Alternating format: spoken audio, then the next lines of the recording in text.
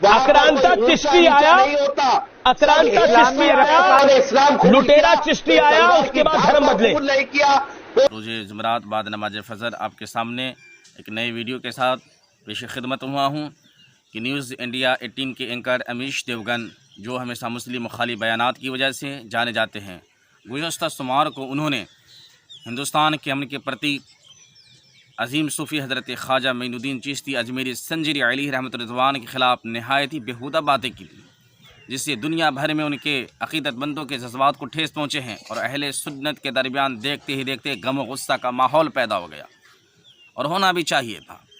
जगह जगह अमीश देवगन पर FIR दायर होने लगे और काबिल मुबारकबाद है हमारे हिंदुस्तान के तमाम तंजीमें, तमाम इदारे, तमाम खानकाहें जिन्होंने बैक वक्त इक़्ताई का सबूत पेश किया और नतीजा ये निकला कि अभी कुछ घंटे भी नहीं हुए थे कि उन्होंने एक और वीडियो जारी कर करके अपने मुतनाज़ा बयान और एक भूल और माफ़ीनामा पब्लिश कर दिया, जो कि वीडियो आपकी पेश खिदमत है।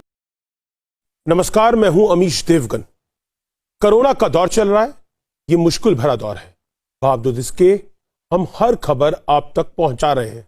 सोमवार को मैंने हिंदू पुजारियों के संगठन की तरफ से 1991 के place of worship special provision act यानी पूजा स्थल अधिनियम के खिलाफ सुप्रीम कोर्ट में दायर याचिका पर बहस की। इस दौरान एक पैनलिस्ट ने हजरत ख्वाजा मोइनुद्दीन चिश्ती का जिक्र किया। गर्मा गर्म बहस के दौरान मैं कहना कुछ चाहता था, लेकिन कंफ्यूजन के चलते गलती से हजरत ख्वाजा मोइनुद्दीन चिश्ती को लेकर मेरे मुंह से कुछ और निकल गया।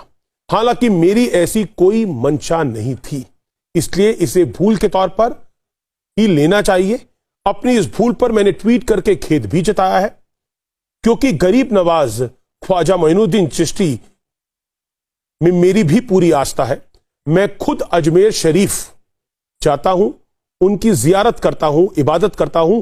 फिर भी अगर मेरे बयान से किसी को कोई ठेस पहुंची है तो मैं इसके लिए खेद व्यक्त करता हूं। नमस्कार। कमेंट्स में अपना ख्यालात ज़रूर बताएं ऐसे शख्सों के बारे में जो कभी अज़ान के ख़िलाफ़, कभी नमाज़ी के ख़िलाफ़, कभी सूफी इस्लाम के ख़िलाफ़, कभी मुसलमानों के ख़िलाफ़ ये भड़की हुई बातें करता है और फिर जा कर के माफ़ी मांग लेता है।